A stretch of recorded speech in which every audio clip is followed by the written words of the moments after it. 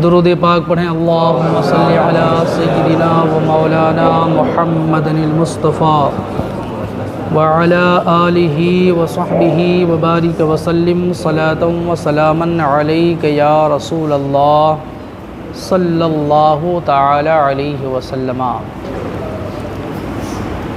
अल्हम्दुलिल्लाह, आज हमें और आपको मय्यत को गुस्ल देने का सुन्नत और सही तरीक़ा सीखने की नेक कोशिश करना है इंशाअल्लाह अज़ीज़। तो शुरू करें कि मय्यत को नहलाना फ़र्ज़े किफ़ाया है। फ़र्ज़े किफ़ाया का मतलब होता है कि बाज़ ने उन्हें गुस्ल दे दिया तो सबों के ज़िम्मे से ये हुक्म साक़ित हो गया, ये हुक्म हट गया। मान लीजिए किसी मोमिन, किसी मोमिना, मुस्लिम व मुस्लिमा की मौत की ख़बर 50 लोगों तक पहुंची है, 100 तक पहुंची है ना।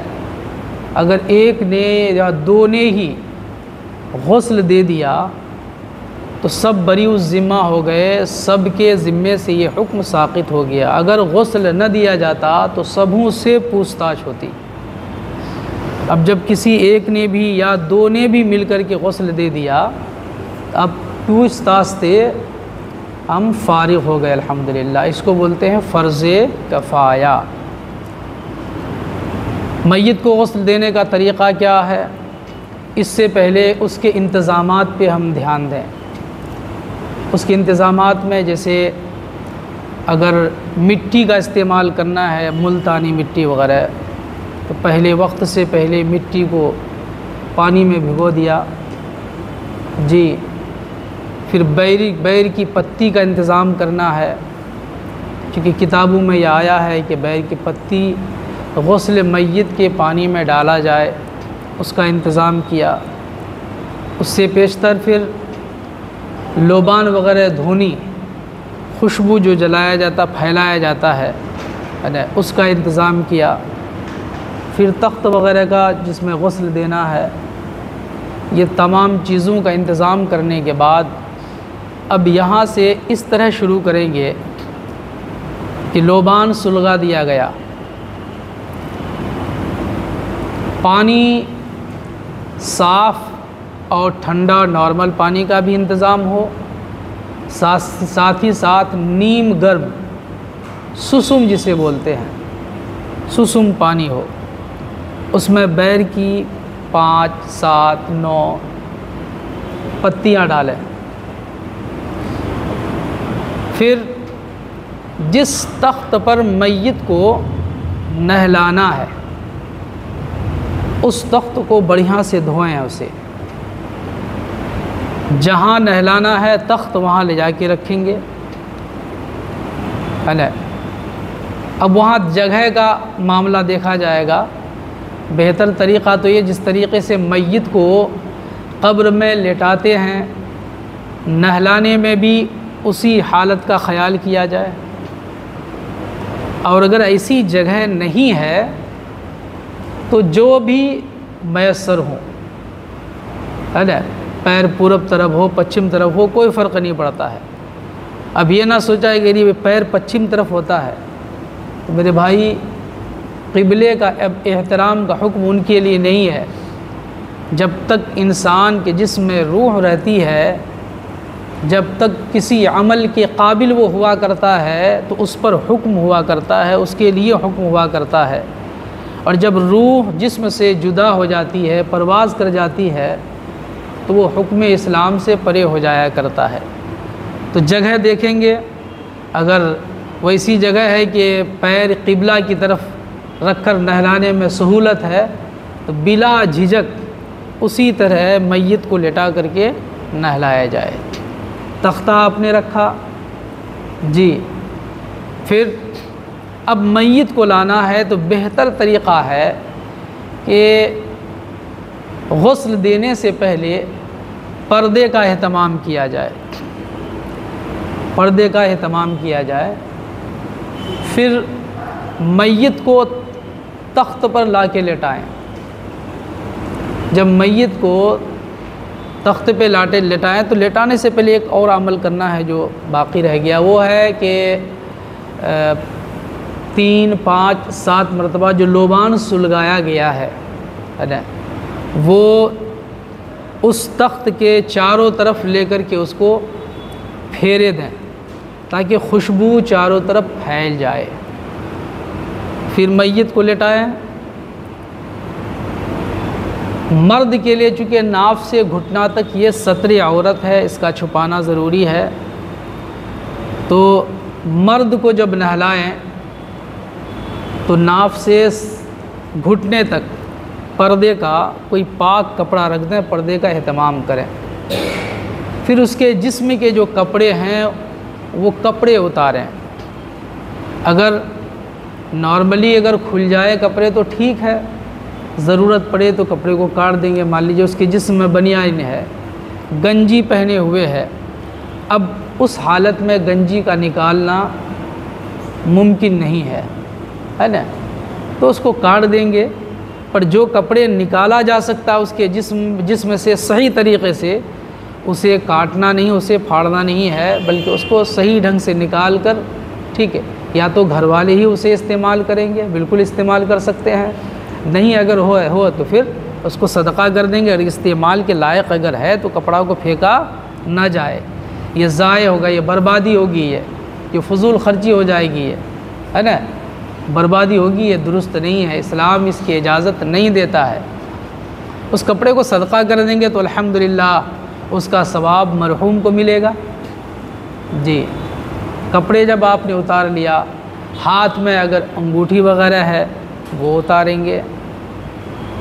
औरतों के जो ज़ेवरात हुआ करते हैं, जो ज़ेवर वो पहनी हैं, उस ज़ेवर को उतारेंगे। तो मर्द के लिए पर्दा की खातिर नाफ से घुटना तक इतना कपड़ा काफ़ी है ना, पर औरत के लिए चूँकि औरत का पूरा जिस्म सतर है तो औरत के लिए पूरा कपड़ा होना चाहिए। जी, जब कपड़े उतार दिए गए, अंदर एक नहलाने वाले और उनका एक हेल्पर रहेगा, बाकी लोग बाहर रहेंगे जिन्हें पानी देना है, साबुन देना है, या जिस चीज़ की ज़रूरत गुस्ल मैयत के वक्त पड़े वो चीज़ें बाहर सब के सब अवेलेबल होंगी, वो सब के सब मुहैया होंगी। अंदर से आवाज़ मिलेगी और बाहर वाले वो सारी चीज़ें वहाँ एक के बाद दिगरे पेश करते रहेंगे इंशाअल्लाह।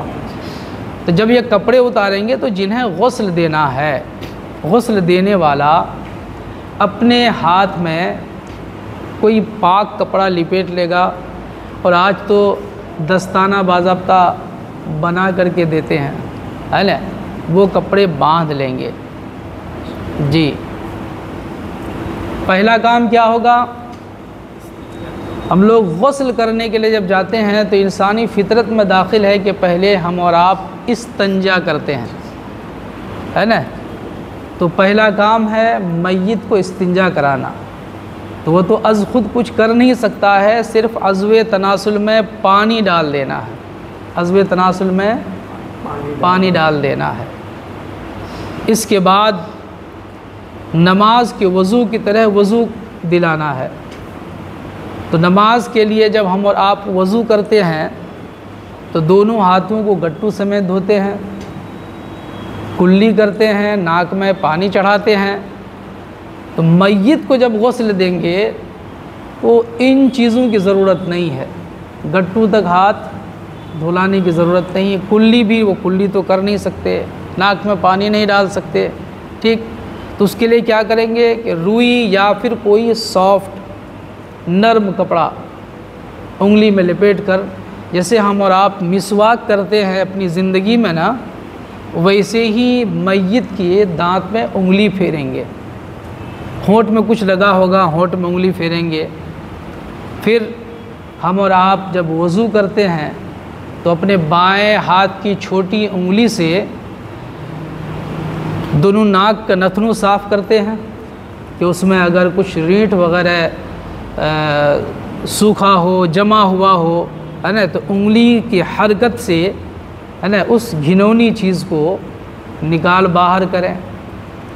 ये अमल करना है मैयत के साथ, है ना। या तो उंगली के हवाले से या फिर कोई कपड़ा लपेट करके भिगोकर मय्यत के नाक के दोनों नथनों में फेर देंगे खूब बढ़िया से, ताकि उसमें कुछ रीठ वगैरह हो तो वह बाहर निकल आए। ये अमल जब हो जाएगा, एहतियात के लिए क्या किया जाता है, कान में कि पानी अंदर ना घुसे, तो कान में कोई कपड़े वगैरह डाल दिया जाता है कि पानी अंदर ना घुसे। ये एहतियाती अमल है, ये भी किया जाए। उसके बाद वज़ू में कितने फ़राइज़ हैं? कितने फ़राइज़ हैं वज़ू में? 4 फ़राइज़ हैं। तो वज़ू में जो फ़र्ज़ हैं, ये फ़र्ज़ वहाँ इस्तेमाल होगा। पहला फ़र्ज़ क्या है? चेहरा धोना, बाल उगने की जगह से ठोड़ी के नीचे तक, एक कान के लौ से दूसरे कान के लौ तक, ये पूरा चेहरा धोना वज़ू में फ़र्ज़ है।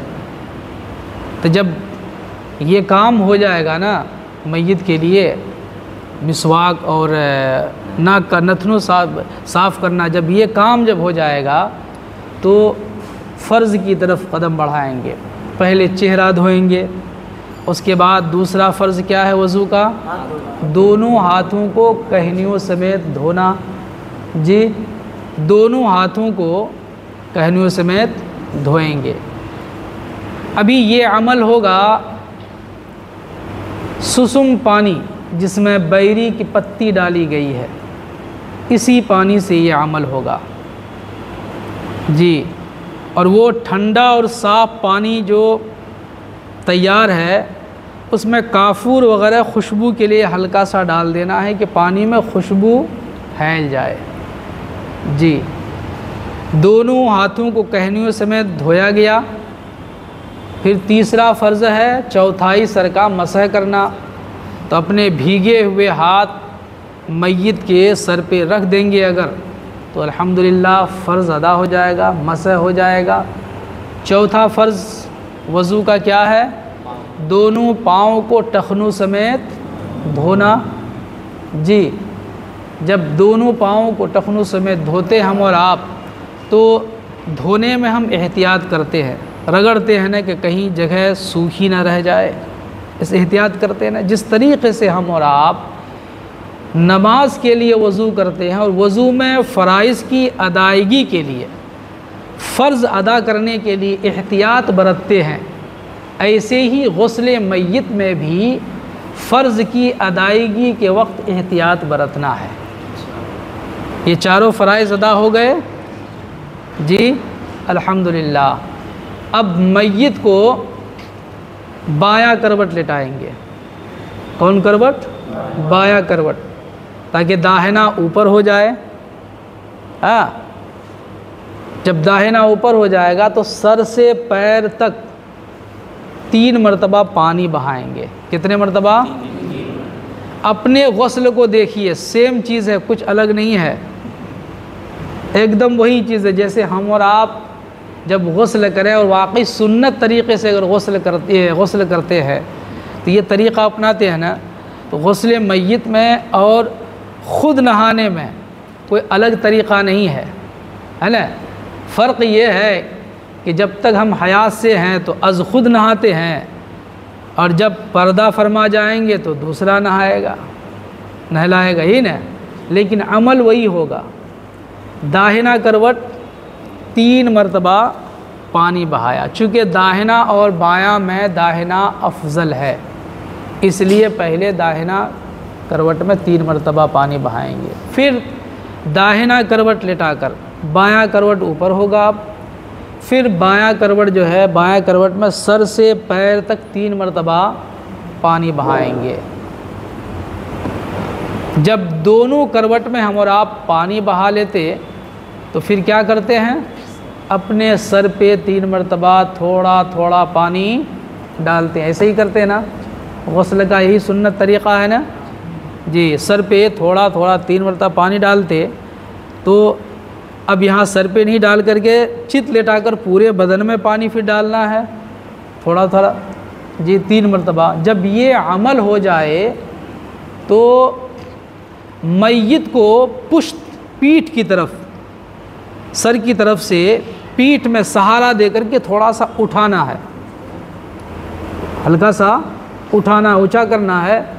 और एक आदमी जो है पेट सहलाएगा, थोड़ा सा दबाएगा, हल्का सा प्रेस डालेगा पेट। हो सकता है अंदर कुछ गंदगियाँ बाकी रह गई हों, कुछ गंदगी हो तो पेट दाबने में जो गंदगी निकले, अगर निकले तो उसे बहा देना है।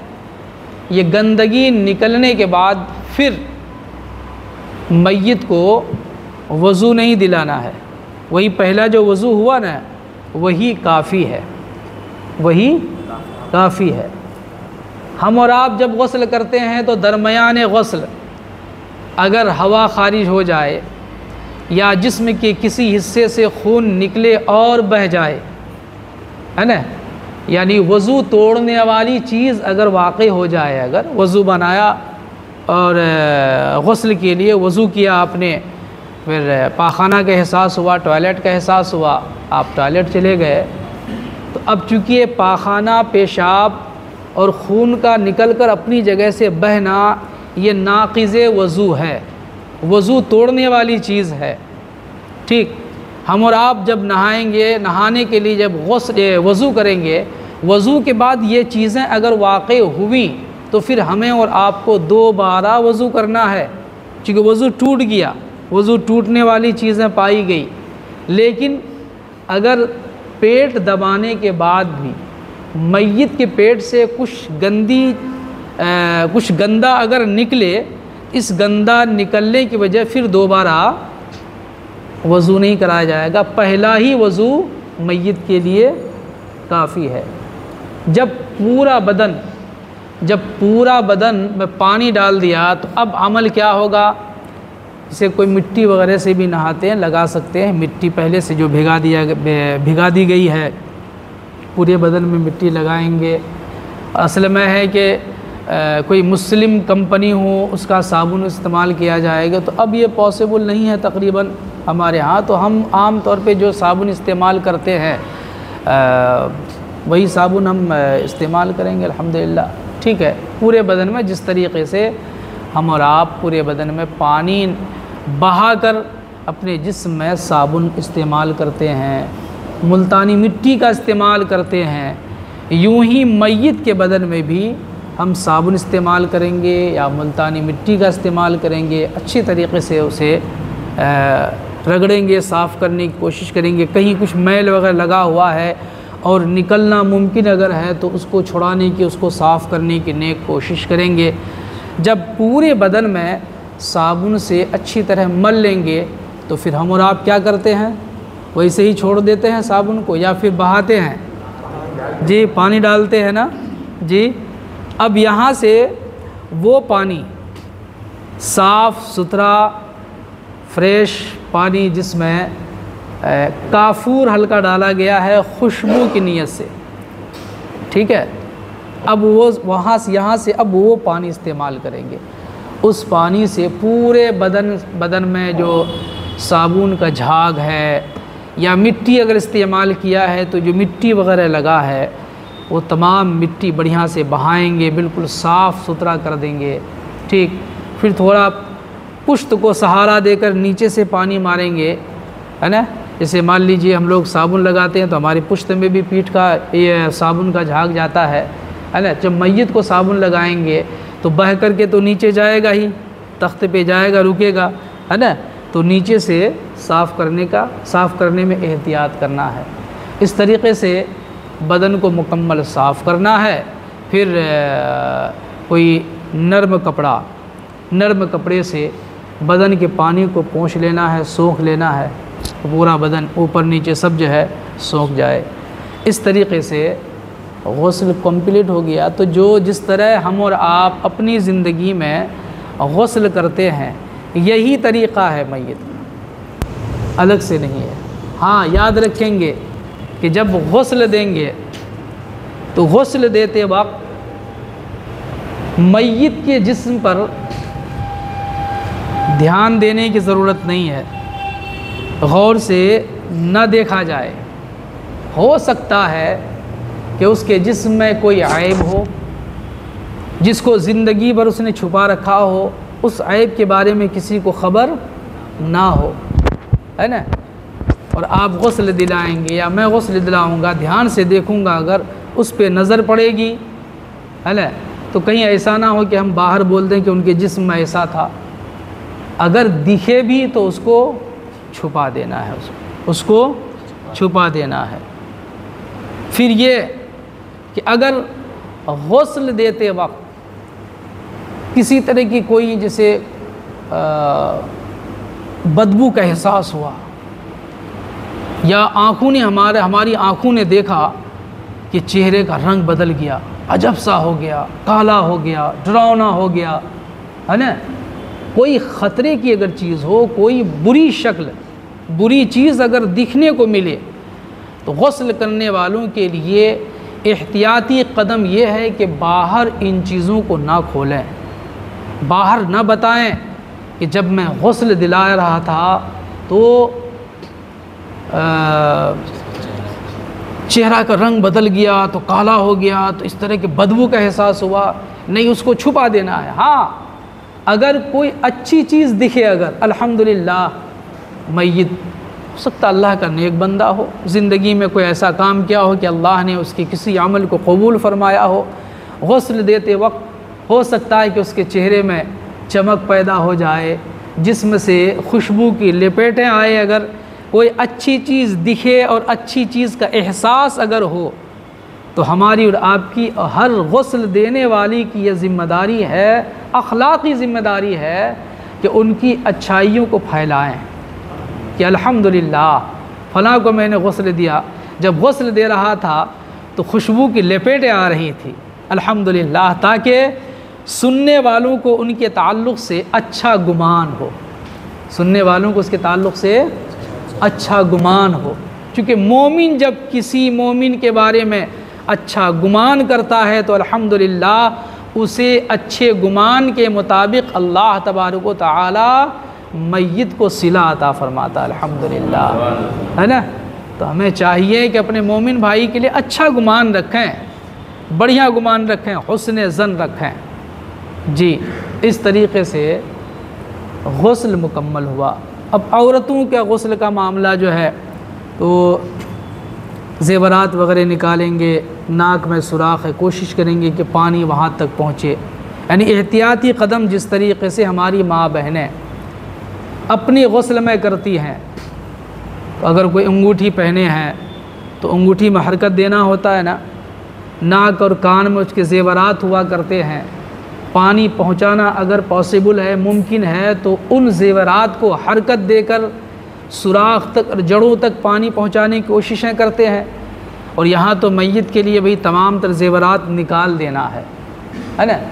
निकालने पर भी जैसे नाक में, कान में जो औरतें ज़ेवर पहनती हैं, निकालने पर जो सुराख बाकी रहेगा, उस सुराख तक पानी पहुँचाने की नेक कोशिश करना है इंशाअल्लाह अज़ीज़। इस तरीक़े से मुख्तसरन और सुन्नत और सही तरीक़ा गुस्ल देने का जो है, गुस्ल मय्यत का, ये आपके सामने रखा गया है इंशाअल्लाह अज़ीज़। हम सभी इसे हिफ्ज़ कर लेंगे, इसे याद कर लेंगे और इस पर अमल की नेक कोशिश करेंगे। जो कोशिश करें हर घर में और हर एक को दुनिया से जाना है। अगर हम सभी सीख रखेंगे, अगर तो बेटा अगर अपने बाप को गुस्ल देगा कितना बेहतर होगा, बेटी अगर माँ को गुस्ल दे तो कितना बेहतर होगा, और माँ अगर अपनी बेटी को गुस्ल दे। हो सकता है नहीं कि भाई माँ की मौजूदगी में बेटी का इंतकाल हो, बाप की मौजूदगी में बेटा का इंतकाल हो, है ना। तो कोशिश ये करें कि हम सभी सीख रखें ताकि घर में जब भी ज़रूरत पड़े अल्हम्दुलिल्लाह ये शरई अमल हम अज़ खुद करें, क्योंकि तरह इबादत है, ये कार खैर है, ये सवाब का काम है, हम सबों को सीख रखना चाहिए। तो जो कुछ बताया गया इंशाअल्लाह अज़ीज़ काफ़ी हद तक जहन में महफूज होंगी है। न होने की सूरत में इंशाअल्लाह आप पूछेंगे, जहाँ तक हो सकेगा आपका खादिम आपकी रहनुमाई के लिए इंशाअल्लाह तैयार है जी। लेकिन सभी सीख रखें अल्हम्दुलिल्लाह। बहुत अभाव है, गुस्ल देने वालों की बड़ी कमियां हैं, और सच्चाई ये है कि हमें खुद ही गुस्ल करने का सुन्नत तरीक़ा आता ही नहीं है। तो कई लोगों को सुन सिर्फ पानी ना बहाते हैं और ब्रांडेड कंपनी का साबुन है ना, लोकल साबुन तो नहीं लगाएंगे, ब्रांडेड कंपनी का एकदम खुशबूदार लगाए रगड़े जा रहे हैं। ठीक, अगर गुस्ल फ़र्ज़ है किसी को नहाना अगर फ़र्ज़ है तो फिर उस गुस्ल में 3 फ़राइज़ है ना, गुस्ल में कितने फ़राइज़ हैं? 3 फ़राइज़ हैं। अगर तीनों फ़र्ज़ों को अगर सही तरीक़े से अदा किया जाए और 200-400 लीटर अगर पानी जिस्म में डाल दिया जाए, 2-4 साबुन ही अगर रगड़ के ख़त्म कर दिया जाए तो गुस्ल होगा? नहीं होगा। बदन तो साफ़ हो सकता है लेकिन पाक। कई साल पहले का ही मेरा डायलेक्ट था कि सरफ़ और साबुन से कपड़ा साफ़ होता है और तरीक़े मुस्तफ़ा से कपड़ा पाक होता है। थोड़ा सा मैला अगर होगा कपड़ा अगर तो अल्हम्दुलिल्लाह नमाज हो जाएगी, लेकिन अगर कपड़ा नापाक हो, साफ़ सुथरा हो, एकदम ससुराल जाने के लायक है ना, साफ़ सुथरा खूब चमकदार ब्रांडेड कंपनी, कौन कौन कंपनी का कपड़ा और खूब बढ़िया दामी टेलर से आपने कपड़े सिलवाया, लेकिन अगर आपका कपड़ा नापाक अगर हो, दिखने में तो साफ़ है लेकिन पाक नहीं है अगर, तो नमाज होगी? नहीं होगी ना। इसलिए हमें सिर्फ ब्रांडेड कंपनी के साबुन की तरफ तवज्जो नहीं देना, बल्कि आका करीम सल्लल्लाहु अलैहि वसल्लम की सुन्नत और तरीक़े की तरफ तवज्जो देना है, ताकि हमारे कपड़े पाक हों, हमारा जिस्म पाक हो। जब पाक होगा तो अल्हम्दुलिल्लाह साफ़ खुद ब खुद हो जाएगा इंशाअल्लाह अज़ीज़। इससे मुताल्लिक़ किसी को कुछ अगर पूछना है तो आप पूछें, इंशाअल्लाह अज़ीज़ जवाब देने की कोशिश करूँगा इंशाअल्लाह। बोला भाई क्या पूछ रहे थे आप? उसके पहले मैयत को अगर गंदगी साफ करने के बाद पूरी की जाती, वजू किया जाता, करवाया जाता, तो उस वजू से उसी वजू में आखिरी जो गुस्ल के बाद में वजू दिया जाएगा, वजू किया जाएगा, करवाया जाएगा, वो नहीं होगा। जबकि आप बताए हैं कि गुस्ल देने के बाद फिर पेट को गुस्ल देने के बाद नहीं, वज़ू के बाद, चारों फ़राइज़ अदा करने के बाद, दाहिना और बायां करवट और पूरे जिस्म में पानी बहाने के बाद सर की तरफ से पुश्त को सहारा दे करके थोड़ा सा उठाने की कोशिश करेंगे और एक आदमी जो है पेट हल्का सा दबाएगा। तो दबाने की सूरत में अगर कोई गंदगी का कुछ गंदगी अगर निकल आए, कुछ मिक़दार में थोड़ा सा ही अगर निकल आए, तो ये गंदगी निकलने की वजह से फिर वज़ू की ज़रूरत नहीं है। जो पहले जो वज़ू कराएं यही वज़ू काफ़ी है ना। मैं बताया नहीं कि अगर हम लोग गुस्ल करते हैं और अगर सुन्नत तरीक़े से गुस्ल करते हैं तो सुन्नत तरीक़े से गुस्ल ये है कि नमाज की तरह फिर वज़ू करना है ना। तो फिर उस वज़ू के बाद अगर कोई वज़ू तोड़ने वाली चीज़ अगर पा गई, मान लीजिए हवा खारिज हो गई, पेशाब की ज़रूरत पड़ी पेशाब की, पाखाना की ज़रूरत पड़ी पाखाना की, कब? वज़ू बनाने के बाद, है ना। या जिस्म के किसी हिस्से से खून निकला और बह गया, तो ये सब वज़ू तोड़ने वाली चीज़ें हैं। हम और आप अगर नहाएंगे वज़ू के बाद, अगर ये चीज़ें, इन चीज़ों में से कोई एक अगर पाली जाए अगर, तो हमारा वज़ू टूट जाएगा। फिर दोबारा हमको पहले वज़ू करना होगा, तब गुस्ल का जो प्रक्रिया है वो अंजाम देंगे। पर मैयत के गुस्ल में ऐसा नहीं है, एक मरतबा वज़ू कर दिए, उसके बाद गंदगी निकल भी गई अगर, तो सिर्फ़ उसको बहा देंगे, अलग से वज़ू दिलाने की ज़रूरत नहीं है। और कोई कुछ पूछेंगे? एक आदमी जी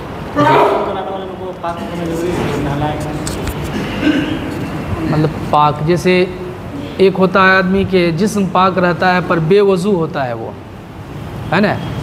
एक होता है आदमी के उस पर गुस्ल फ़र्ज़ है, उस पर ख़ुद गुस्ल फ़र्ज़ है, तो बेवज़ू गुस्ल दिला सकता है। और अगर किसी पर गुस्ल फ़र्ज़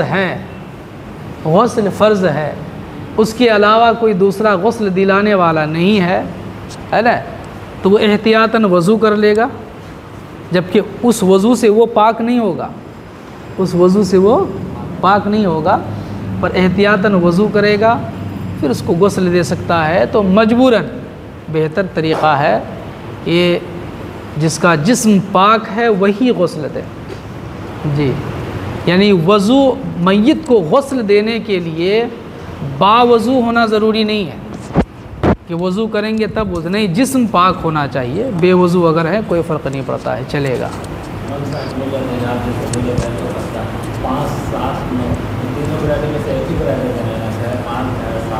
जो भी हो, जो मैसर आए। कहीं बेगिनती भी आया है, थोड़ी सी पत्तियों की बात है, कुछ भी हो।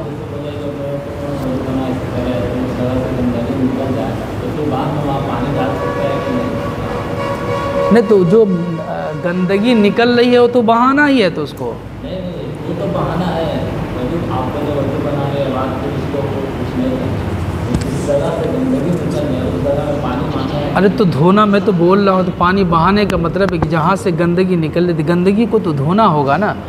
मैं ये कह रहा हूँ कि अगर गंदगी निकले, अगर तो जैसे हम लोग के जिस्म से गंदगी निकल जाएगी, हम बावजू थे और कोई गंदगी निकली, पेशाब निकला, खून का कोई कतरा खून निकला और बह गया, ठीक है, या हवा खारिज हो गई, तो जो पहले हम लोगों ने वज़ू किया तो अब वज़ू तो नहीं रहा ना।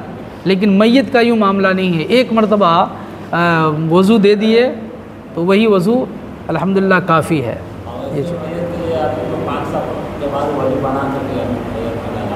वो तो बेहतर तरीक़ा, आदमी को तो ऐसे ही मुस्तहब है कि हर वक्त बावज़ू रहें, है ना, हर वक्त बावज़ू रहें।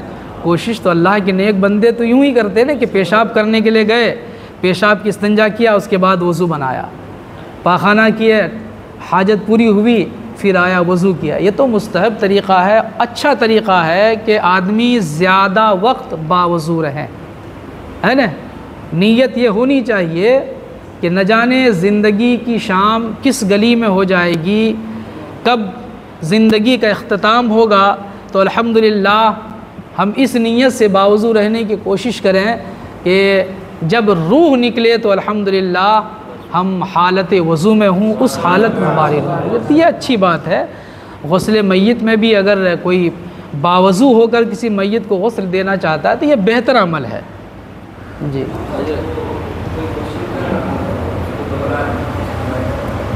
क्या बोल रहे हैं कि जो सवाल हो रही है उसको पहले आप दोहरा दें। सवाल, चलिए बोलिए। हजरत बोल रहे हैं कि आप बोले हैं भाई कि लौबान जलाना खुशबू के लिए, तो लौबान का तो अभी सिस्टम नहीं देखते हम लोग, तो उसके जगह पे अगरबत्ती यूज़ कर सकते हैं खुशबू के लिए। कुछ भी सवाल इन्होंने क्या कि जैसे तख्त को धोने के बाद 3, 5, 7 मरतबा है ना धोनी, वो धुआं जो खुशबूदार धुआं है चारों तरफ, तख्त के चारों तरफ लेकर फेरी मारें ताकि खुशबू हर चार जानिब फैल जाए। तो अगर लौबान ना हो तो अगरबत्ती के धुआं से, अगरबत्ती के धुआं से खुशबू दे सकते हैं कि नहीं? बिलाशुबा दे सकते हैं, क्योंकि अगरबत्ती भी खुशबू ही के लिए है ना। मकसद है कि खुशबू चारों तरफ फैल जाए, महके, तो गुस्ल देने वालों को थोड़ी तबीयत लगे। क्योंकि मैयत की कई एक हालतें हुआ करती हैं, कई एक लोग ऐसे हुआ करते हैं कि कई साल से बिस्तर पे पड़े रहते हैं, पाखाना पेशाब भी हुआ करता है ना, गुस्ल का उनके लिए एहतमाम नहीं होता, सफाई का इंतज़ाम एहतमाम नहीं हुआ करता, जिसकी वजह से उसके जिस्म से एक घिनौनी बू निकला करती है।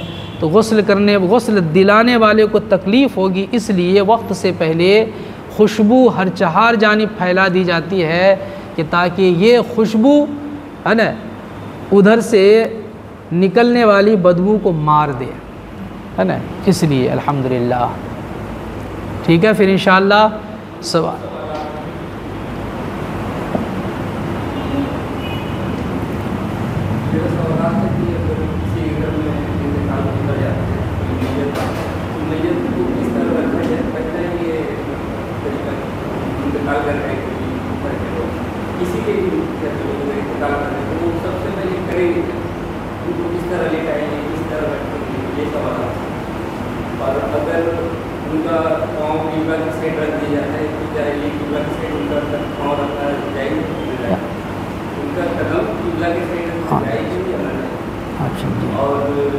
वो जो लिबास पहने हुए होते हैं, उस लिबास को या फिर जो जिस साबुन से उनको गुस्ल कराया जाता है वो साबुन इस्तेमाल कर सकते हैं या फेंक?